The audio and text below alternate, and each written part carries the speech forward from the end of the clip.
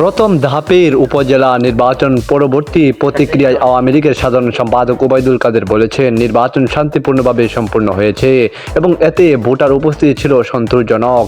নির্বাচন শেষে রাজধানীর ধানমন্ডিতে আওয়ামী লীগ সভাপতির কার্যালয়ে এক সংবাদ সম্মেলনে তিনি বলেন, উপজেলা নির্বাচন নিয়ে নিন্দুকেরা বিশেষ করে বিরোধী দল যে বক্তব্য রেখেছে তা হাস্যকর বলে প্রমাণিত হয়েছে।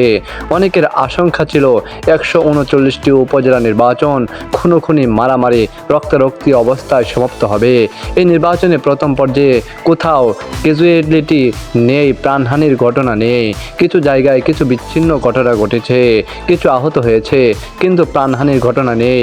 নির্বাচন কমিশন বলেছে 30 থেকে 40% ভোটার উপস্থিতি। এই পরিস্থিতিতে আমি মনে করি ভোটার উপস্থিতি সন্তোষজনক।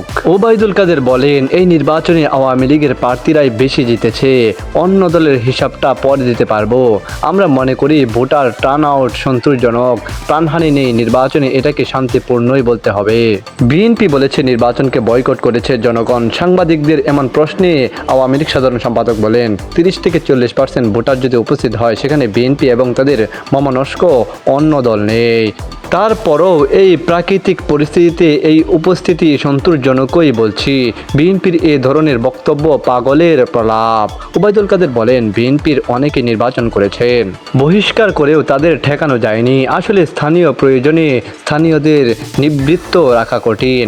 নির্বাচন পরবর্তী সংবাদ সম্মেলনে উপস্থিত ছিলেন আওয়ামী লীগের যুগ্ম সাধারণ সম্পাদক ও পররাষ্ট্রমন্ত্রী ডক্টর হাসান মাহমুদ, সাংগঠনিক সম্পাদক BM মোজাম্মেল হক, SM কামাল হোসেন, মির্জা আজম, আফজাল হোসেন সহ কেন্দ্রীয় আওয়ামী লীগের নেতৃবৃন্দ।